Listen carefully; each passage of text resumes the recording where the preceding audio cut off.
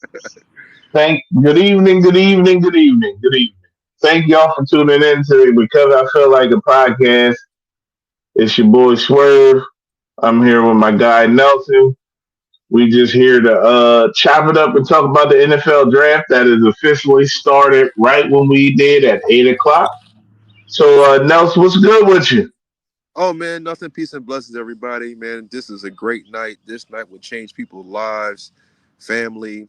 It's a journey for some of these guys from where they came from, and hopefully, they will get that guaranteed money in the first round.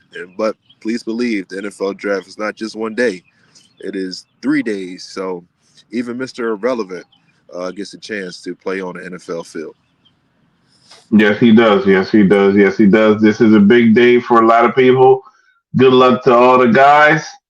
Uh, and let's get into it. Let's get into it. Like we all know that both of our teams have had really good seasons,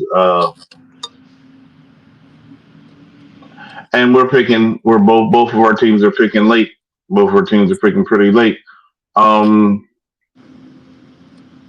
but we know, like, for the teams who didn't have the success that a Buffalo team or a Philadelphia Eagles team did, we have the Titans, Browns, Giants, and other poverty franchises picking. So it looks like Tennessee's going to pick first, and they're going to take Cam Moore. And then I think the whole draft just goes up for grabs because it depends on who you want, what you need. Are you going to, is there one player in the draft that takes your franchise from being an absolute poverty franchise to possibly making the playoffs? Is there a Jaden Daniels type of player in this draft? And when I look at the draft, hell no. Ain't one player that's going to take a team picking in the top five to the playoffs. Like it's not one team, it's not one player in this draft that you could say if he lands on the New York Giants, he's going to take the Giants from poverty to a playoff team. There's no Jaden Daniels in this draft, especially when you look at like Cam Moore is not going to go to Tennessee and then rebirth and bring back the Eddie George, Steve McNair era. Like it's not going to happen. I don't think any team drafting in the top five, there's one player that changes the fortunes of that franchise. Like in a year, I'm not saying down the road, like 3 years down the road, a Cam Ward might not be great, or 3 or 4 years down the road, and that Abdul Carter might not be one of the best defensive players in the year in the league. But I'm saying even if Abdul Carter lands on the Browns and Abdul Carter gets 15 sacks, the Browns are still going to be 4-13. Yeah, and I'm with you. Like there is of course we got the unicorn and Travis Hunter, and he wants to play both ways. But as far as his immediate impact to change a franchise, that's going to take time. And of course, this is the NFL. He averaged over I think 100 snaps in college, and if you're going to play in the NFL, your body's going to need rest. And taking that hit, blow for blow, and trying to play both ways in the NFL, it will definitely be detrimental for the long run. Cam Ward is a talent. Shador Sanders is a talent. The quarterback of Ole Miss is a talent. But there's no one like Jaden Daniels who changed the whole franchise around, and that starts from the bottom up, and from the top down. You know, with management, Mike Irvin Magic Johnson being there, and a couple more faces that look like us that just changed the whole culture at Washington. So it's going to be interesting to see how Cam if he goes to Tennessee, and hopefully Abdul Carter, he won't end up like Michael Parsons, getting in a situation in Dallas to where he's just stuck. you know, he's just in a place where he wants to not be there. So Yeah, but I think at the end of the day,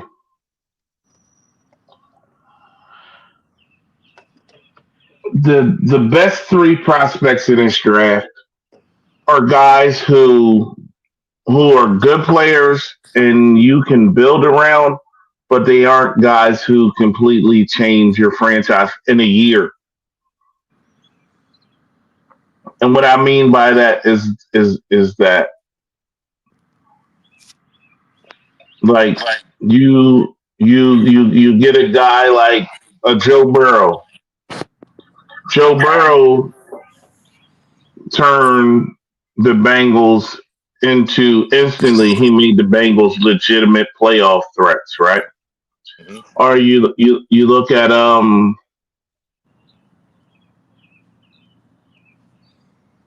it's most majority is quarterbacks, like quarterbacks. So you look at like the quarterbacks come in and they instantly have that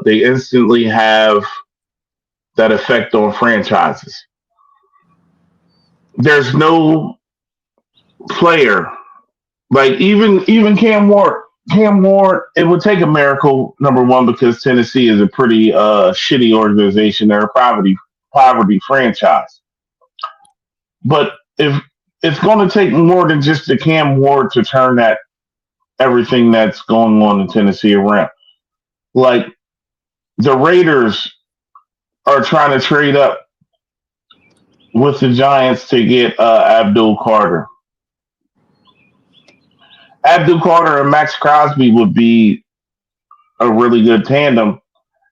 But who is Geno Smith throwing the ball to other than Brock Bowers? Like, so the Raiders are a poverty franchise. The Raiders are a poverty franchise. Yes, Sean. Shout out to my boy Sean. Go Birds. We probably ain't picking tonight unless the D tackle Nolan from Mississippi State falls.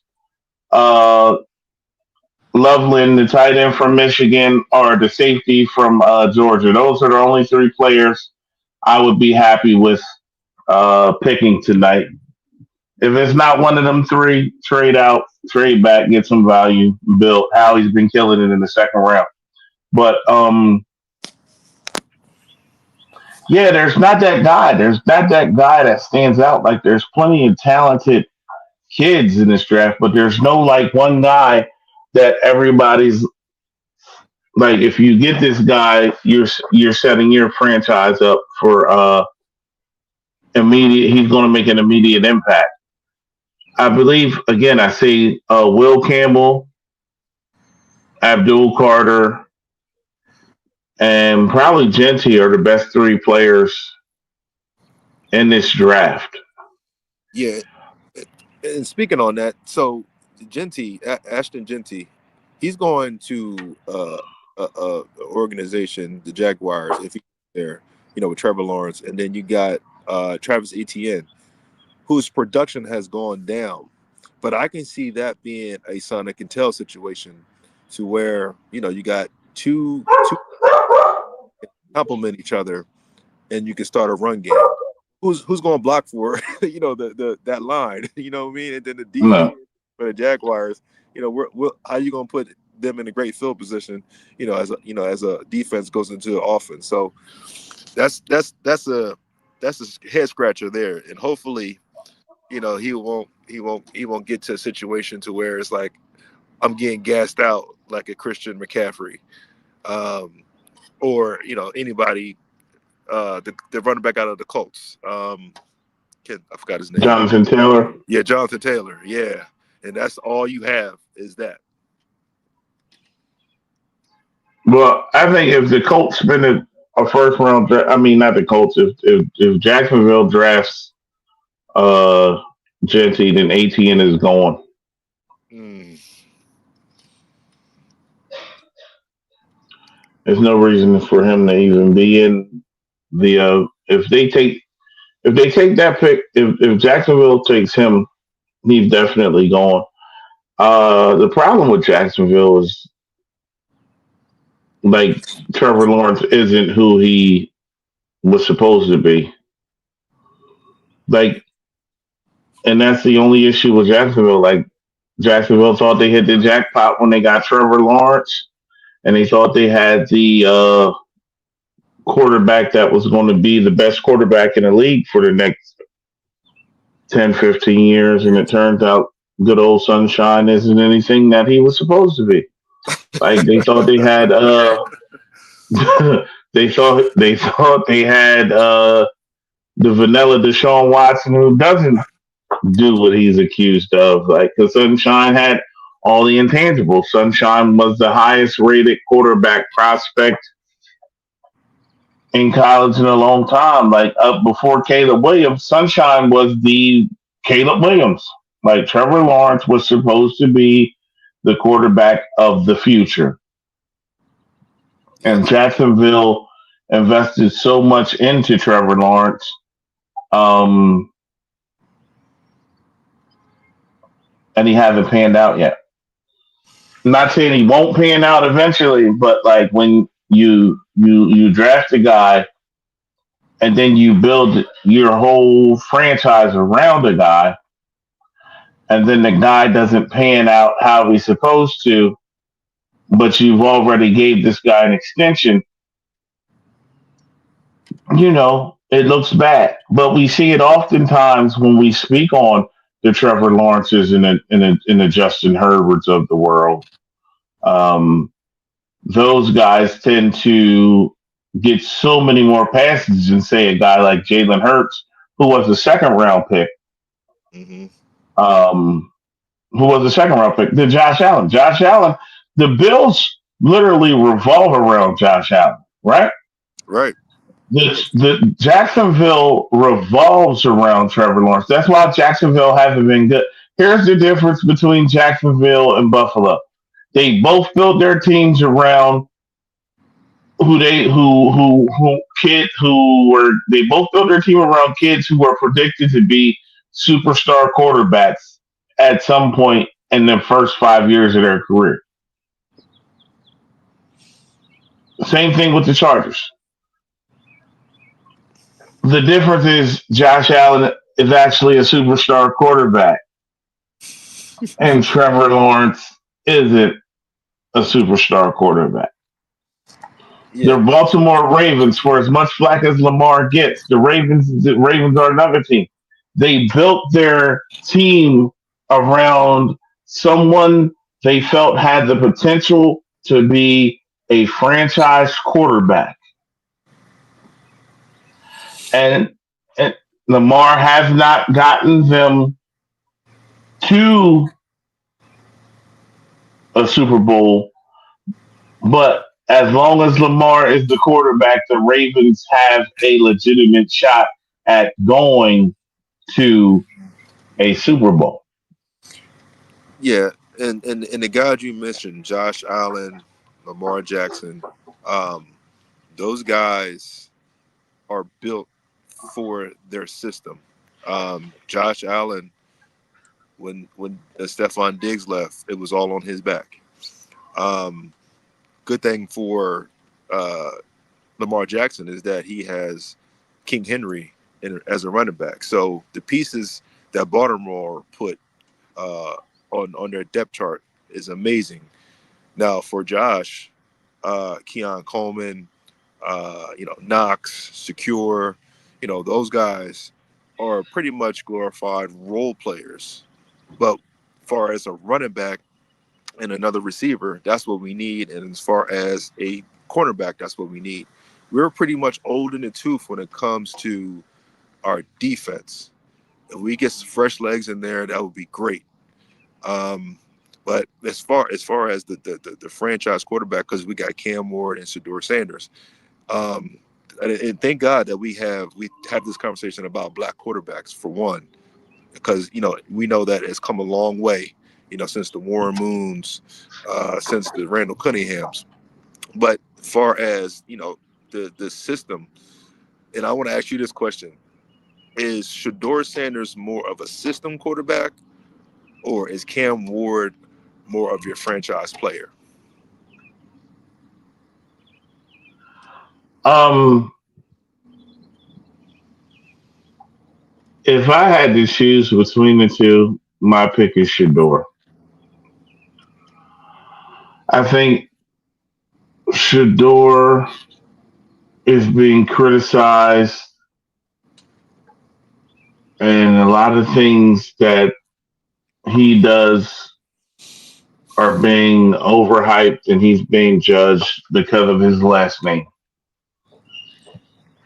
Like, and that's just what it is. If his name was Shador Collins and he played for his dad Bill Collins, who wasn't a Hall of Fame defensive back and who was just a regular coach at school, we it wouldn't be that much criticism for the kid. He's a confident kid. He believes in his ability, and he's well off, so he's not pressed for money. And I think we've seen this before in Baker Mayfield. We've seen this before in Johnny Manziel, and neither one of those guys were criticized nearly as much as Shador Sanders has been criticized by the media and certain people in sports. I'm not even going to say why, but we all know why. Like, I mean, Drew Rosen said he was the best quarterback in the draft. Maybe it was Josh Rosen, whatever. Darnold was at USC. The other kid was at UCLA. Then the Cardinals drafted him. Then they took Kyler Murray the year after. Like, why is it a problem that Shador thinks he's the best quarterback? Like, it's it, I'm tired of it, honestly. Like, bro, like Josh Dobbs got asked, could he understand an NFL playbook? The man is an engineer, an aerospace engineer. Like, why wouldn't he be able to understand an NFL playbook? He only was the starter at Tennessee for 2 years. And it's like certain things are so it's beyond disrespect. Like, Yeah, I don't Shador. even like to talk about it. Yeah, Shador Sanders had a 3.9 in college, and the man had to learn a playbook. What more? It's like we got to prove Nah, ourselves. his daddy dumbed the playbook down for his son. But it's like we got to prove ourselves just to say, oh, he's smart, he's intelligent, he can get the Yeah. concept, you know. But Shador is this is when I want to see what happens when things don't go his way. You know, if he has to sit back and not be the starter, or if he is going to be the starter and things go left, how will he respond? He has to respond adversity plenty of times. I think in Jackson State, didn't they lose the bowl game? Yeah. But bro, like listen, it's nobody that's harder on him than the man that's been coaching him the last 7, 8 years. Like if I played for my father, I wish Dorsey was here right now to tell you some of the stories. Like he played for his father. Like I played for my father. When I got to the levels after that, bro, them practices ain't bother me. It ain't nothing. It ain't nothing that you can say to me that I haven't heard from the worst critic ever. Like you understand? Like so everybody's like, what's gonna happen when things don't go his way? Bro, he's played for his dad the last 8 years. Ain't nobody gonna be more tough on him than his father. Like when your father is your coach, it's a whole different animal. It's a whole different beast. Like when your father is your coach, it it's tough. Like because he wants you to be great. Not only does he want you to be great because he's the coach, and all coaches want their players to be great. He wants you to be great because he's your father and he wants his son to go on and do great things. So if you can play for your father for 4 years of high school, 4 years of college, and your father is a Hall of Fame athlete, and your father doesn't just hold you to these standards because Brian, shout out to Coach Prime. It's not just I'm holding Shador to these standards. If you come through my program, 99.9% of y'all ain't gonna play football at the next level, but I'm training you to be men. And I'm holding you all to this standard, and you're all going to be held accountable. That's what people who hate him don't see that. People who hate him don't understand that. People who hate him just hate him because they see a brash, arrogant black dude Yeah, who knows he was a Hall of Fame player, who knows he was good, and he knows his worth, and he knows his value. yeah. Prime Like, record saying, don't be mad at my cologne of confidence. Don't be mad at my swag. Don't be mad at my principles and my morale. And the man, Shador is battle tested. I mean, like you're saying, if your father's the coach, there is no the expectation is above great. It's greatness. I remember watching them watch the documentary, and Prime did something, and Shador said, "Don't do that no more. We don't do that, Dad." It's almost like they was holding each other accountable. You know what I mean? But Hey, that's fellas, I'm gonna jump in real quick. Hey, good evening, everybody. It's Marcus. I'm on vacation right now, but hey, the Jags just traded Jags just traded to the Browns. I was just about to Browns the say fifth that. pick. Yeah. Yeah, now the Browns got the fifth pick. I just wanted to chime in and let y'all know what's going on. But it's pretty much set in stone that Travis probably gonna go to Jacksonville. Try to Yeah. replace that hole that's been there since Jalen Ramsey left. You know what I'm saying? But Yeah. it's crazy. You know what I'm saying? Like, so what now? If you're a Cleveland fan, and I'm gonna lead this to y'all now. If you're a Cleveland fan, and it's a question I have for y'all, how do you react to that? Because you need a quarterback, right? And at the least, you can put somebody on the other side of my guy, Garrett. Myles Garrett. The war, So Garrett, what do you do at that point? It's, best available. But if honestly, like, let's look at Cleveland, right? Let's look at Cleveland. They didn't resign Nick Chubb, right? You traded for Kenny Pickett, who's the quarterback you build if you're trying to go into a complete rebuild. But you re-signed Miles Garrett, but Garrett's just there for the money. Honestly, if Cleveland stays at 5, it's going to be one of two people in my eyes. Because you didn't want Hunter. They didn't want Hunter because what's the point of getting Hunter if you're playing him at receiver and Kenny Pickett is the guy throwing it to him? So I believe their guy is either Will Campbell, and then he'll ride away like Joe Thomas, or they're going to take Genty because they didn't re-sign Chubb. mm, if Cleveland, of course, needs offensive power. They don't need a defensive guy because they got Garrett. And you got. Did he still have that cornerback that was a Pro Bowler? No, Okay, he left. they Okay, got Joe Burrow, and I'm not Joe Burrow. They got Joe Flacco and Kenny Pickett. yeah, Kenny Pickett. Yeah, so Flacco is long in the tooth as far as he won back in 2012 the Super Bowl. Okay, Kenny Pickett is a backup of a backup. he's the guy you say go get in there if nobody else can do it. Even though he came out of Pittsburgh, Pittsburgh, University of Pittsburgh, he still, is not that guy. If Travis Hunter goes there,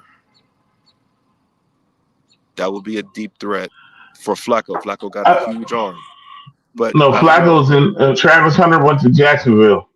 Oh, he just went to Jacksonville.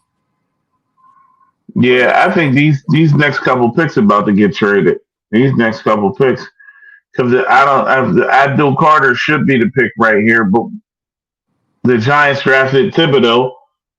If they draft Abdul Carter, they're not going to play them together. So then that means that maybe the Giants put the Thibodeau or whatever you say his name on the trade block. Like it's getting ready to get crazy. I don't know who's doing what now. The Browns moved back. I think the Patriots, Campbell there for the Patriots. Like I really believe Campbell and Carter and Gentry are the best three kids in this draft. Well, after Travis Hunter. So now we know what Trevor Lawrence's quarterback room is going to consist of. Travis Hunter. They're going to put him at receiver. They're not going to put him at. They sparingly might be quarterback, but they're going to put him at receiver. And Travis has somebody to throw to, and he has. I guess they're going to have faith in ETN. And here we go. Here we go, man. Here we go. They got the kid from LSU, but Brian Thomas Jr. Mm-hmm. Travis Hunter is a weapon. I think if Travis Hunter can play slot receiver for 25, 30 plays and can play cornerback, outsider, and nickel, if Travis Hunter can play nickel or outside corner, which I believe he can, if he's primarily a corner but can give you 25 snaps as slot receiver, it's a win. It's a win. It's a win. It's a win. So it's a win. And with these trades, because I'm trying to look at the ticker now. Oh, New York is on the clock. Yeah, they got to take Abdul Carter, but Mason Graham is right there. I believe Abdul Carter is still the best player. And then if the Patriots take Will Campbell, or the Patriots should take Mason Graham to pair him with the $125 million man they just signed to Milton Williams. So it really just all depends on what's going on in New England. New England, they have what? Mac Jones? Yeah. No. Drake May. Okay, Drake May. So they got Drake May, who they believe in. I believe they're going to give him a chance. So I don't really care what the Patriots do, to be honest with you. They can say at the bottom if they, with the Miami Dolphins. But, oh, man. Oh, what if New York chooses Shedeur Sanders? No, they ain't going to do that. No, they don't draft. They ain't not drafting. Their guy is Jackson Dart. Their guy, New York is going to draft Jackson Dart. At Ole Miss, yeah. Yep. If Jackson Dart falls into the second round, New York is going to draft Jackson Dart. We know the Giants don't draft a certain type of quarterback. Yeah, they like Italian quarterbacks. Oh man! So the best on the board is Abdul Carter. That's the next pick. And of course, New York is known for, you got the straight hands. You got, we can go back to Lawrence Taylor. If Abdul Carter can get in coverage, even though he's a rusher, that'd be something. You can use him. Abdul Carter can do whatever Abdul Carter wants to do on the football field. And I was hoping that the Giants didn't take him, but they did take him. And it's a great pick. And I know it sucks for him because He's a huge Eagles fan, but congratulations, Abdul Carter. Yep. I can no longer root for you, but can no longer root for you. But I'm glad you did everything you needed to do to get to where you got to, and I'm proud of you. And best of luck, sir. Well, you know what? I hope Strahan calls him, take him underneath his wing, and give him some encouraging words because he's definitely going to be an asset. It's just as far as the offense for New York, what do you have? I mean, is Shepard Yeah. still there? It's But you that's can't even what name. I think. Honestly, New York probably should have traded back because, again, now Thibodeau's going to be on the board. See, Thibodeau or whatever his name is, the kid they drafted from Oregon. Come on down to Philly, fam. Come on down to Philly. They gonna get rid of. They gonna get rid of you. Come play next to Jalen Carter. Come join Death Row Records. Come play next to Jalen Carter. Come get your numbers up. You had 11 and a half sacks 2 years ago, but then you don't want Daniel Jones dancing all in your videos. That's what they told Saquon. They said you don't want Daniel Jones dancing all in your videos. Come on down 95 to Death Row Records. Yeah. Play next to Jalen Carter. Get 11 and a half sacks. We'll rebuild you and have you believing in yourself, similar to the way we did in Sean Reddick. Come on down here. Come on down 95. Come get you 10 and a half sacks. Come play next to Jalen Carter. Come play next to George Davis. Come play next to number 97. And contribute. You can replace Josh Sweat easy. Like come replace Josh Sweat. Come on down 95. The main trade. We're sending New York a 4th round pick. Ask Saquon how life treated him down here. Yeah. Ask Saquon what's happening down here. They just drafted the defensive end. Shout out to Abdul Carter. Shout out Philadelphia kid. Penn State kid. Penn State. Yep. I can't root for you no more, fam. But come on, Kayvon.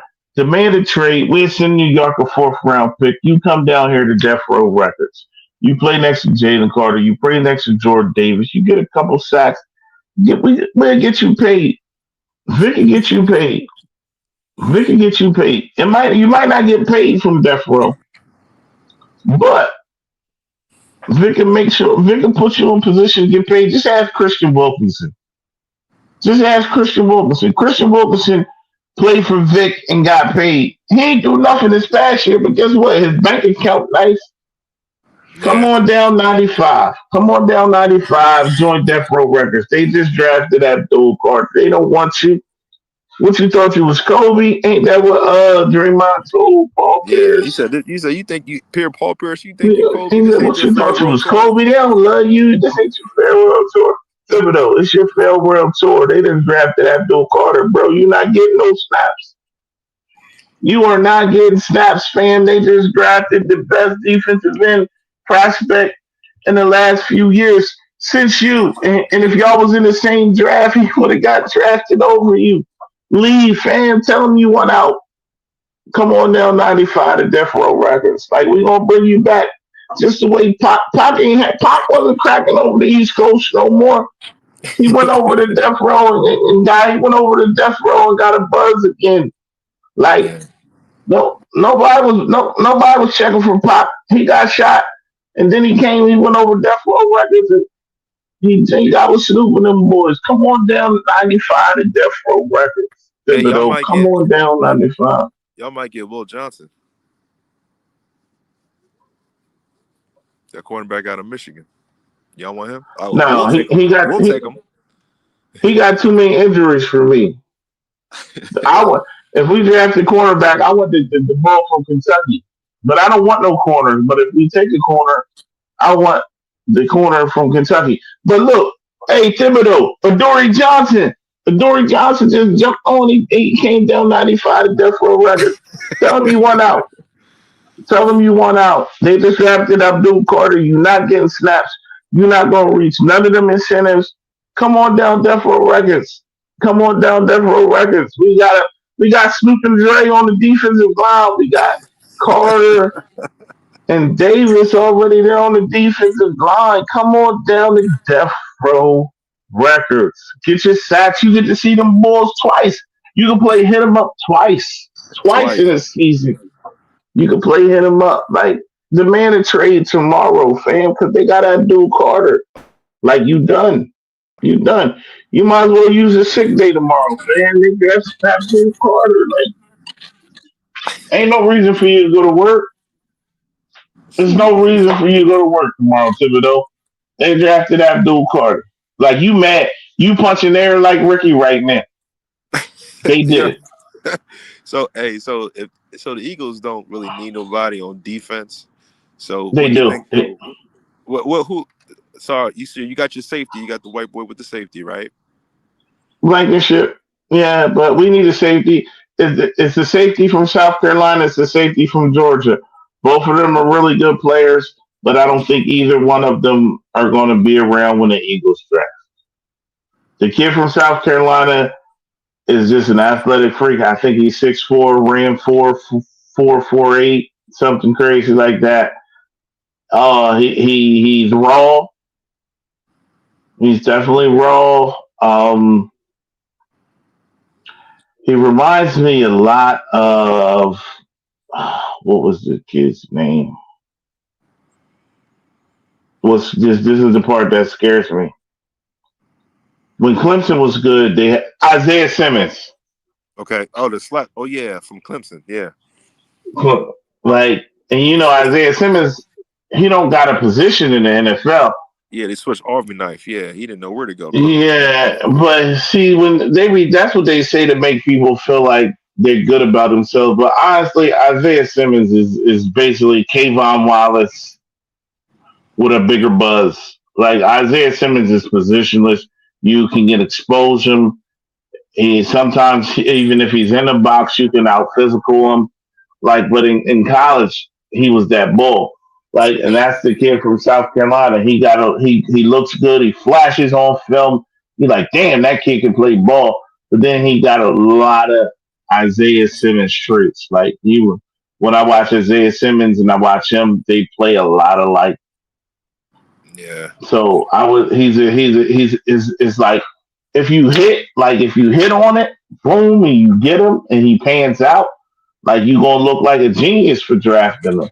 But if you take him in the first round and he look like Isaiah Simmons, people gonna be like, didn't you see what happened with Isaiah Simmons a few years ago? Like, yeah, he was basically everything that Isaiah Simmons was a few years ago. So I don't know. Well, I feel like the kid from Georgia is going to be a solid contributor from day one if in the right system. Yeah, so but I also the New England Patriots just picked up an O tackle out of LSU, Campbell, to protect drug. Yeah, that's what I thought. Protect me. Yeah. So, but man, I want to see this Cleveland pick, and then after that, I got to get to work. But I really want to see what Cleveland does here. This is going to be crucial, just for their future.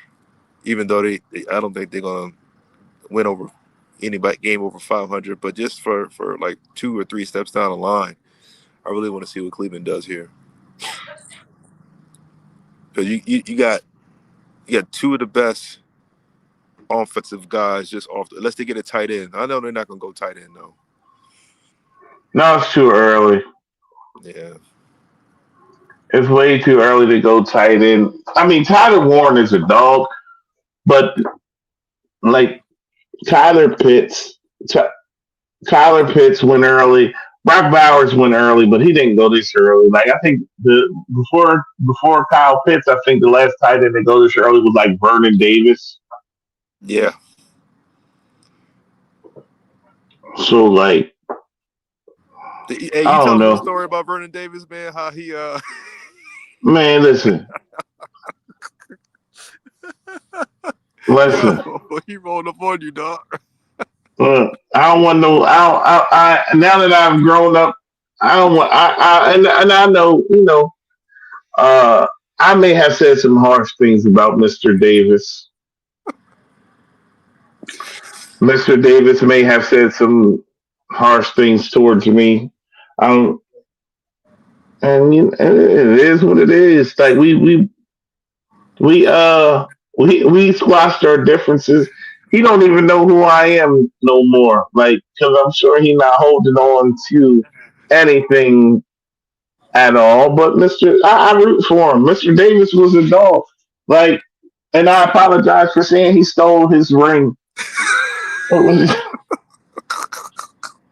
All good. Hey, yeah, man, he's a Super Bowl champ. At the end of the day, that man is a Super Bowl champ. That man is a Super Bowl champ, and he's an amazing athlete and an even better person. Like all jokes aside, dude is definitely a cool. He's a cool ass dude, and an amazing person. And he played in the NFL and he won a Super Bowl ring. Yeah. Congratulations to him. I hope you're doing well. I hope all is good. Um, but I don't know what the Browns are going to do. I think Will Campbell was the right pick for the Patriots. I want to see what the Browns do. Um, just because I'm intrigued with them trading back, because I would have thought that Travis Hunter was definitely their guy, but them trading back is weird to me. They got a plan. I think they're trying to get somebody on offense, man.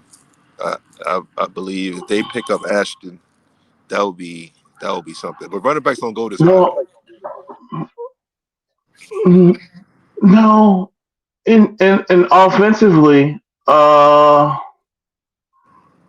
Ashton Genty is the best offensive player left available. Then the next three guys are like Mason Graham, Mm-hmm. Walker, and then you have Tyler Warren. But again, do you go tight end that early? You have tight ends in Loveland, and you have Warren and Loveland who are there. But then Oh, after the running back and two tight ends, the next best offensive player is the offensive tackle from like Missouri. what So about the do the receiver Browns? out of Arizona? There's zero out of Arizona. Nah, He too. I still think they're better players than him. Marion Hampton, I would take before Genty and Marion Hampton. You have Matthew Golden, who shot up on a lot of boards. If you're looking at receivers, so Even I Trayvon don't out know. of Ohio State. He's well, No, he's too high. no, That was he not. Nah, that's way too early. that's way too early. Yeah. Way too early. They got Graham out of Michigan. Yeah, Mason Graham from Michigan. Hey, okay. Yeah, Well, yeah, another Mason Graham from Michigan. D That tackle. must, yeah, that must have been their guy from the start. Yeah. Well, good brother. I have to get back to work. This All is right. just a prelude. I know we're going to continue on with this draft news, ladies and gentlemen. Please like and subscribe. Swerve, good brother, man. We seen a lot of drafts, but this one right here is a little bit unpredictable. Yeah. So I'm out, man. Y'all All take right. care. Have a good night. I'll see you. But yeah, Mason Graham. That's wild. That's wild. I'm gonna sit with y'all for a few more minutes because I'm really trying to go watch this thing myself. Um, Mason Graham. So the Browns must have thought all along that their guy is either Jackson Dart or wait until next year to draft their quarterback, which makes sense because I think next year's quarterback class is way better than this year's quarterback class. And Mason Graham playing next to Miles Garrett can learn, and you might have something there. So the Browns probably thought Graham was their guy all along. They move 3 picks back, get Graham, and they get another draft pick to either draft their quarterback of the future this year and Jackson Dart tomorrow, or maybe even if they feel like they can move up, they got enough to move back into the first round. So hey, they might trade with the Eagles and draft Jackson Dart at 32, because if you have that much faith in them, don't you want that 5th-year option? Get him in the first round. But what do I know? I'm just a guy who likes to drink White Claws and eat cheesesteaks with fried onions. But they got to be like the chopped ones. I don't want. Anyway, I'm going to go watch the draft. Thank y'all for rocking with us. Shout out to my guy Nelson for showing up. Shout out to Black for putting this together, even though he's on vacation and he watching the draft on Telemundo. Sabado. And I'm ready to go watch the draft. Appreciate y'all. I'll see y'all next week. Y'all can follow us. Hit the follow, like, subscribe. Swerve, Griffin, Black Jason Kelsey on Blue Sky. I think I identify as Skinny on Instagram. I don't know. I don't even be on these socials, but thank y'all for rocking with me. Have a good evening.